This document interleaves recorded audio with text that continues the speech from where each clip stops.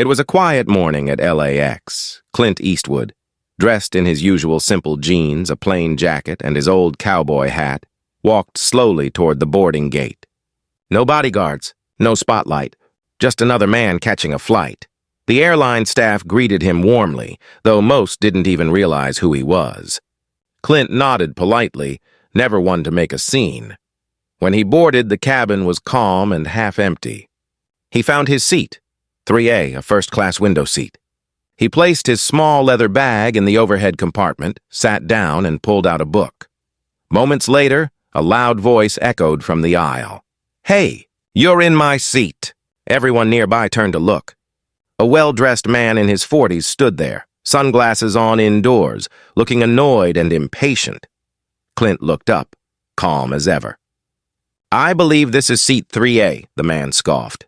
"Do you even know how to read a ticket?" "That's my seat," Clint smiled faintly. "I think there's been some mistake, sir." The passenger rolled his eyes. "Mistake?" "Yeah, the mistake is you sitting here.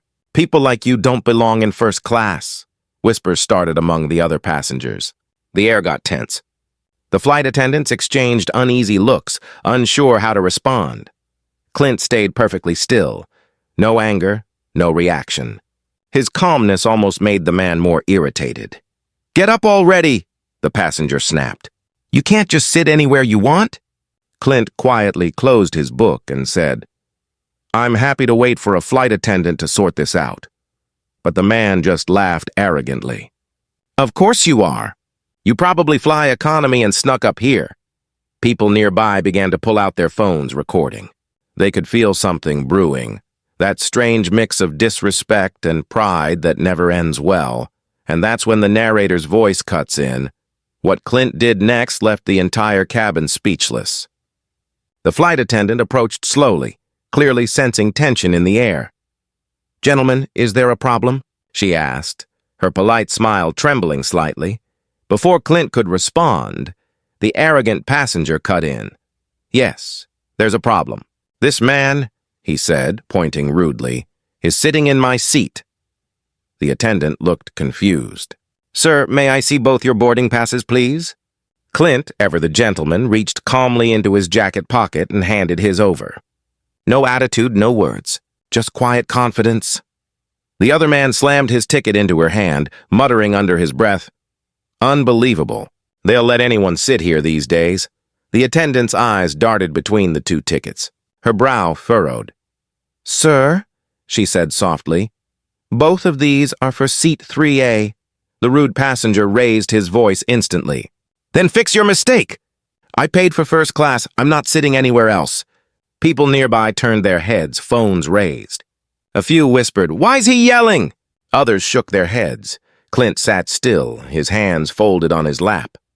He didn't look angry, just observant, like a man watching a scene unfold that he already knew the ending to. The attendant tried to calm things down. "Sir, please lower your voice. I'll sort this out right away." But the man wasn't having it. "No, I'm not sitting next to some old man who probably can't even afford this seat. This is ridiculous." A small gasp rippled through the cabin. Someone muttered, "Did he just say that to Clint Eastwood?" Another passenger whispered, "Is that really him?" Clint didn't say a word. He just looked out the window, calm as ever. The more silent he stayed, the more foolish the other man sounded.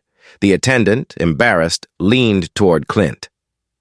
"Sir, I'm so sorry for the inconvenience." "I'll double-check our system." Clint gave a small nod. "Take your time, ma'am." "I'm in no rush." That line alone silenced half the cabin. There was something about his voice, deep, calm, with that signature Clint Eastwood tone that carried quiet authority. Meanwhile, the rude man was still fuming. "This is insane. I paid good money for this ticket. Move him or I'm filing a complaint." Another attendant arrived to assist, sensing the growing commotion. "Sir," she said gently, "please lower your voice. You're disturbing other passengers." He snapped back. "I don't care. Just move him."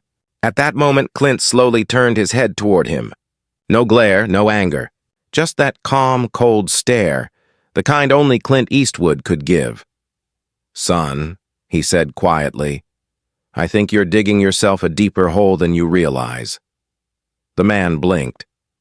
"Excuse me?" Clint gave a slight half-smile. "You'll understand soon." The cabin went silent. Even the attendants looked puzzled by his confidence. Just then, the lead flight attendant came back with a supervisor. They carried a tablet showing passenger details. "Sir," she said, addressing the rude man, "we double-checked. It appears there's been a ticket duplication error, but the reservation for seat 3A belongs to Mr. Eastwood." The man's jaw dropped. "What? That can't be right." The supervisor nodded politely. "It's right, sir. Mr. Eastwood is the confirmed passenger," the man stammered. "Well, he can take another seat." "I'm already settled," the attendant hesitated. "Sir, please understand. He's the rightful passenger for this seat." But the man wouldn't back down. "I don't care who he is. I'm not moving," murmurs began again. Someone whispered, "Does he seriously not know who Clint Eastwood is?" Another chuckled. "He's about to find out." Clint remained calm, his voice steady. "It's all right," he said softly. "He can have it. I'll take another seat if that makes things easier." That single act of kindness made the arrogant man look even smaller. The passengers murmured with respect. "He's a class act," one said. "Total legend," said another. The supervisor tried to insist. "No, sir, please stay in your seat." But Clint raised a hand gently. "It's fine. I've dealt with worse in life." He stood up slowly, collected his book, and nodded to the attendants. The rude man sat back down with a smug grin, clearly thinking he'd won.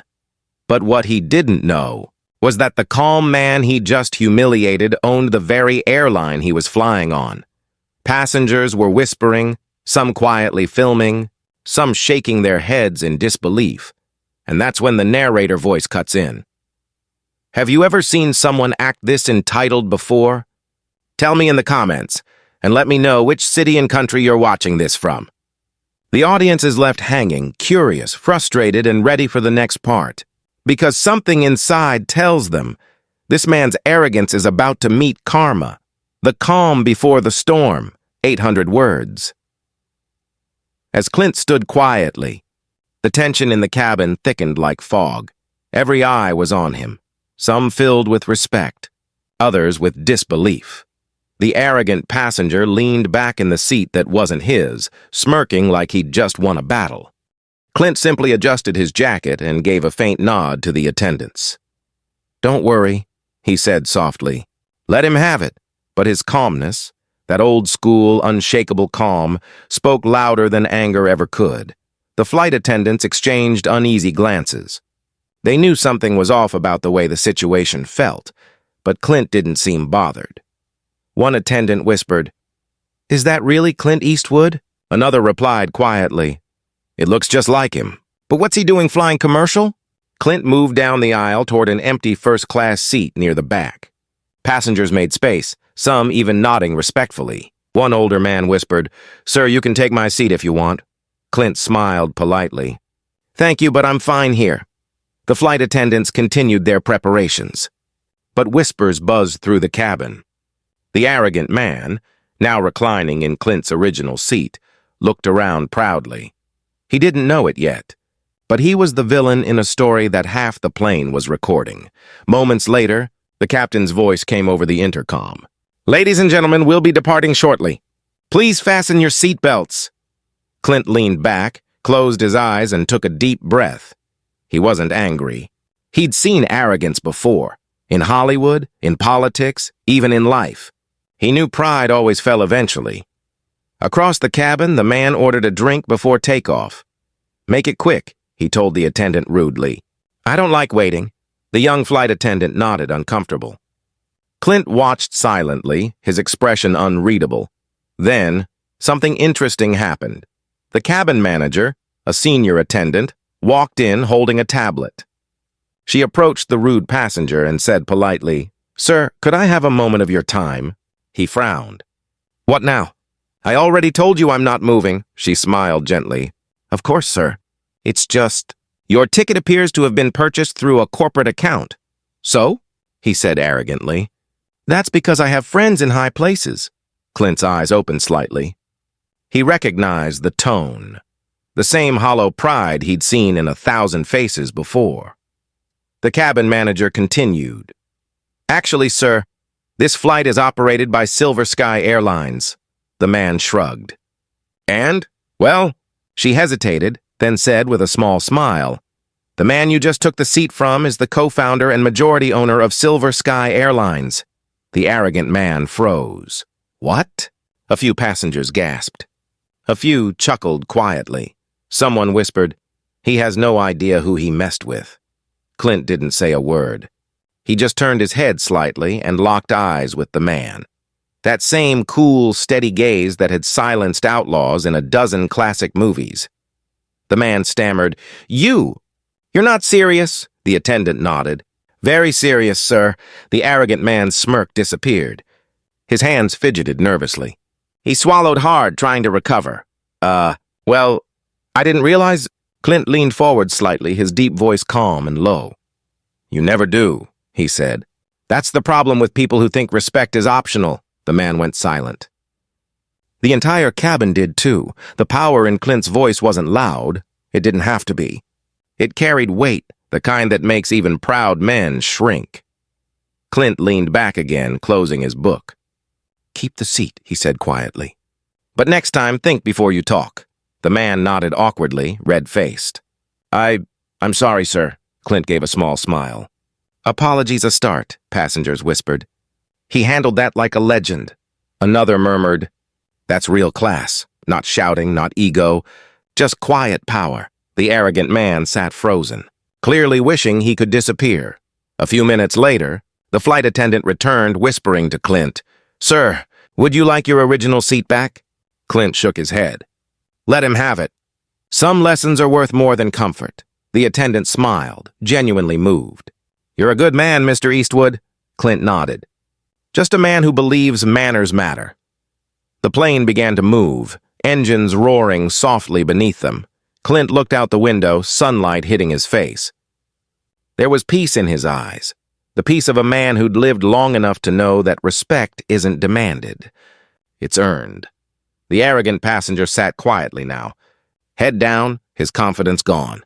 Every few minutes, he glanced at Clint, embarrassed, realizing he'd insulted not just a movie icon, but the owner of the airline that carried him. And just before takeoff, the narrator voice cuts in, If you were in Clint's place, would you have stayed calm or put that man in his place? Be honest and comment below. Your answer says a lot about who you are. The engines roared louder. The plane lifted, and for the first time since boarding, silence filled the cabin. The kind of silence that comes after pride meets truth. The realization, 800 words. As the plane climbed through the clouds, the air inside the cabin felt different. The arrogance that had filled it minutes ago had vanished, replaced by uneasy silence. The arrogant passenger, once loud and confident, now sat stiffly, glancing nervously toward Clint every few seconds. Clint didn't even look back. He just sat there, calm as a mountain, reading his book. But the passengers around him, they couldn't stay quiet anymore. Wait a second. A man whispered across the aisle. That's Clint Eastwood, isn't it? A woman leaned forward, eyes wide. Oh my God. It is. The whisper spread like wildfire, row by row. People started murmuring, glancing back, sneaking photos, whispering his name. Soon the whole cabin buzzed softly. That's Clint Eastwood. The Clint Eastwood? Bro, the guy owns this airline. The arrogant man's face turned pale. His confidence melted with every whisper. He sank into the seat that wasn't his, wishing he could vanish into thin air. The flight attendants noticed too, suddenly much more alert. Respectful, almost nervous. The cabin manager approached Clint with a humble smile. Mr. Eastwood, I'm so sorry again for the earlier inconvenience. We had no idea. Clint closed his book slowly. No harm done, he said kindly. Everyone has bad days. The attendant smiled gratefully. Still, sir, if you'd like, we can move you to a private seat up front. He shook his head. No need, I'll stay right here. The arrogant passenger's eyes widened. He realized Clint was talking about staying near him. The humiliation deepened. He looked down, fidgeting with his seatbelt, pretending to read the safety card. One of the passengers nearby leaned over and whispered, "Sir, can I shake your hand?" Clint smiled faintly. Of course, a few others followed. The cabin began to buzz with soft applause. Not loud or dramatic, just pure respect. Even the attendants couldn't hide their smiles.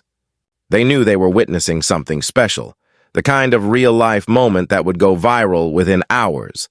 Clint finally looked at the arrogant man. No anger. No arrogance. Just calm human truth. "You see," he said gently, "respect isn't about titles or seats. It's about how you treat people when you think no one's watching." The man nodded, speechless. His lips trembled slightly, but no words came out. Clint leaned back again. "We all make mistakes. Just make sure you learn from yours." The crowd watched quietly. You could feel it. The shift. The same people who had been watching for drama were now watching for wisdom. The plane was silent except for the soft hum of the engines. Outside, sunlight poured through the windows, golden and warm. It felt poetic. Like the world itself was taking Clint's side. After a few minutes, the arrogant man finally found his voice. I didn't know who you were," he muttered. Clint smiled faintly. "You shouldn't have to know who someone is to show them respect." The words hit hard. A few passengers nodded quietly, some even clapping under their breath. It was a line only Clint could deliver. Simple, honest, unforgettable. The man tried to apologize again, his voice shaky. "I'm really sorry for how I acted." Clint gave him that familiar Eastwood stare, calm, firm but not cruel. "Apology accepted," he said softly. "Now sit back, relax, and enjoy the flight." The man looked down, his arrogance gone for good. Around them, people whispered things like, "He handled that like a true legend." That's real power. Calm. Not loud. He could have humiliated him, but he didn't. Meanwhile, one of the attendants quietly filmed from the galley, just a short clip of the crowd clapping, Clint smiling and the humbled passenger sitting silently. No one knew it yet, but that small clip would go viral before the flight even landed. The attendant would later upload it with the caption, "When you disrespect someone without knowing they own the airline," and in less than 24 hours, millions would see it. People across the world would write comments like, "That's how a real man handles arrogance." Clint Eastwood just taught a masterclass in humility. But for now, Clint simply went back to reading. Calm, quiet, content. The lesson was already delivered. He didn't need applause, just silence. As the narrator's voice cuts in, "Have you ever seen arrogance turn into humility this fast? Tell me below. What's one time life humbled someone right in front of you?" The screen fades to black. The music slows, and the audience is left with one truth echoing in their mind. Respect costs nothing, but it changes everything. The plane had settled into its steady rhythm, cruising high above the clouds. Most passengers had relaxed, but not the man in seat 3A. He hadn't touched his drink. His hands fidgeted on his lap, eyes darting toward Clint every few minutes. The guilt was visible, that heavy silence when you know you went too far and can't take it back. Clint sat a few rows behind, still calm, still reading. The same quiet power that had silenced the entire cabin earlier seemed to fill the space around him like invisible gravity. A flight attendant approached softly. "Mr. Eastwood, would you like anything to drink?" He smiled. "Just water, thank you." The attendant hesitated, then said quietly, "That was incredible what you said earlier." Clint looked up. "People forget," he said, "that respect has nothing to do with fame. It's just basic decency." She nodded, smiling. "You made everyone on this flight think twice." He gave a small shrug. "That's all I ever hoped for." Meanwhile, up front, the arrogant man couldn't take it anymore. He unbuckled his seatbelt, stood up, and slowly walked toward Clint's seat. Every pair of eyes followed him, curious, skeptical. He stopped beside Clint's row, voice shaky. "Mr. Eastwood, I wanted to apologize again." Clint looked up from his book, calm and polite. "You already did. No need to repeat yourself." The man nodded nervously. "I know, but I feel terrible. I didn't recognize you. I had no idea." Clint closed his book, his tone soft but firm. "Son, the problem isn't that you didn't recognize me." He paused for a second, letting the silence stretch. "The problem is you thought you could recognize someone's worth just by looking at them." The man froze. The entire cabin fell quiet again. Even the attendants stopped what they were doing. Clint leaned forward slightly, his deep voice steady.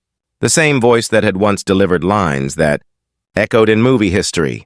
"You can tell a lot about a person by how they treat someone who can't do anything for them." The man looked down. "Ashamed? I didn't mean to be rude." Clint gave a half smile. "You didn't mean it!" "But you were. That's what matters." He gestured lightly toward the window. "Look outside. We're 30,000 feet in the air. Up here, everyone's equal, and doesn't matter who's rich, who's famous, who's loud. One mistake, and we all fall together." A murmur of agreement passed through the passengers. The man nodded slowly, his pride dissolving. "I guess I needed that reminder," he said softly. Clint smiled faintly. Most people do, until life gives it to them the hard way. He looked the man right in the eye. "I've been in this world a long time. Seen plenty of tough guys, but you know what they all had in common?" The man shook his head. "They all learned, sooner or later, that arrogance doesn't make you strong. It just makes you blind." For a long moment, neither said a word. The hum of the plane filled the silence. Then Clint leaned back again, his tone lighter. "Go on, son. Enjoy your flight. But next time, try something new. Start with kindness." The man swallowed hard and nodded. "Yes, sir." As he walked back to his seat, a few passengers quietly clapped. Not loud, not dramatic, just soft respect. He sat down, avoiding everyone's eyes. But deep down, you could tell something in him had changed. Clint opened his book again. Calm and content. The attendant brought his water, and as she set it down, she whispered, "You just taught the whole plane a lesson." Clint chuckled softly. "I didn't teach. I just reminded them." For the next hour, the plane was silent. No more arrogance, no more tension. Just peace. Some people pretended to read, others watched Clint, lost in thought. The moment had turned the flight into something more. A quiet classroom in the clouds, and as the narrator's voice fades in softly, "If you were Clint in this moment, would you have stayed this calm? Or would you have stood up and confronted the arrogance head-on? Comment below. Your answer reveals the kind of person you are." The camera pans across the cabin. Calm faces, humbled expressions. Clint's gaze turns toward the clouds. His reflection shows faintly in the glass, wise and still, and under his breath, he murmurs, "Respect. It doesn't cost a thing, but it can change everything." The audience feels it. A chill. A realization, a moment of truth. Because sometimes the quietest man in the room is the one who owns it. The flight had been silent for nearly an hour.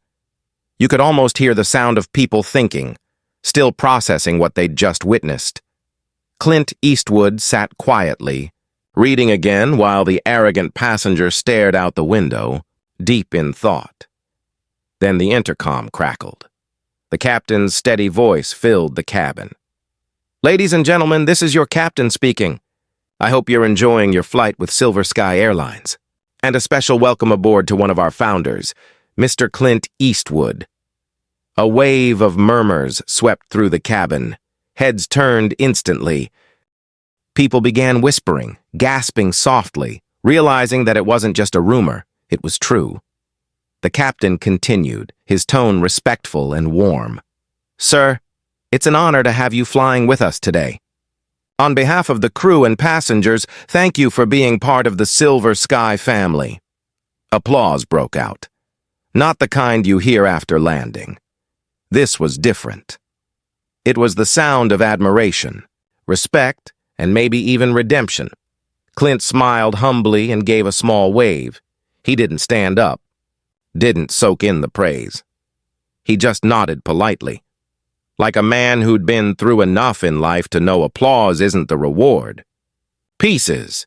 Up front, The arrogant passenger froze in his seat, his face turned red. His jaw dropped slightly, eyes wide with disbelief. He looked around, realizing everyone now knew what had happened. Whispers passed through the rows. "That's the guy who yelled at Clint Eastwood. He took his seat earlier. Man, karma came fast for him." The man slouched deeper, trying to disappear. But there was no hiding from the truth, or from the hundreds of eyes now watching him. One of the attendants leaned toward Clint and whispered, "Would you like me to move you to your original seat now, Mr. Eastwood?" Clint shook his head. "No, let him stay there. Some lessons shouldn't be interrupted," the attendant smiled, understanding perfectly. The passengers nearby chuckled softly. Clint sipped his water, turned a page, and looked perfectly at peace. It wasn't revenge. It was grace, pure, unshakable grace. After a few minutes, the embarrassed man stood up slowly. He walked back toward Clint's row, his steps hesitant. The cabin went quiet again, everyone watching the scene unfold. He stopped beside Clint's seat and took a deep breath. "Mr. Eastwood." "I don't even know what to say." Clint looked up calmly. "Start with 'I'm sorry.' It's always a good place to begin." The man nodded, his voice trembling. "I'm truly sorry. I treated you terribly. I was rude, arrogant, and I'm ashamed." Clint studied him for a moment, then gave a slight smile. "Good. That means you're learning." He closed his book and leaned back. "You see, power doesn't come from being loud. It comes from knowing when to stay quiet." The man nodded again. "I understand now." Clint's eyes softened. "No, you don't. Not yet. But someday, when you meet someone who looks ordinary and you treat them with respect instead of judgment, you'll remember this." The man swallowed hard. "I will." The passengers nearby smiled. Some clapped quietly again. One woman whispered, "He's teaching him without even trying." The humbled man looked around, realizing how many people had witnessed his fall and Clint's strength. But instead of anger or embarrassment, he felt something else this time. Admiration. He said softly, "Thank you for not embarrassing me more than I already did myself." Clint gave a short laugh. "Son, you did that all on your own." The cabin chuckled lightly. Even the man smiled a little. There was no hostility anymore, just understanding. A few moments later, the flight attendant made her way down the aisle with a tray of drinks. She stopped by Clint's seat. "Mr. Eastwood, the captain asked if you'd like a glass of wine. On the house." Clint grinned. "Tell him I appreciate it. But water's just fine." The attendant smiled back. "Of course, sir." As she walked away, the narrator's voice fades in. "Do you think the arrogant man learned his lesson? Or do people only change when they're caught? Let me know in the comments. And hit that like button if you believe karma always finds its way." The plane continued to glide peacefully through the sky. The man returned to his seat, quiet, thoughtful, and completely transformed. He no longer looked proud, just humbled. Clint turned once more toward the window. The sunset painted the sky in shades of orange and gold, the same color as his classic westerns. He smiled faintly to himself, whispered under his breath, "Funny thing about respect, it always comes back around." The plane touched down softly at LAX. As the wheels met the runway, a calm cheer filled the cabin, a mix of relief and respect. But this landing was different. Everyone knew they'd just witnessed something they'd remember for years. Clint stood up slowly, taking his small leather bag from the overhead bin. He nodded politely at the crew, smiled at a few passengers, and started toward the exit. No rush, no ego. Just quiet grace. The arrogant passenger, now humbled, waited by his seat. When Clint walked by, he reached out a hand. "Mr. Eastwood, thank you for giving me a second chance to be better." Clint shook his hand firmly. "Just make sure you pass that kindness forward." The man nodded, his voice low.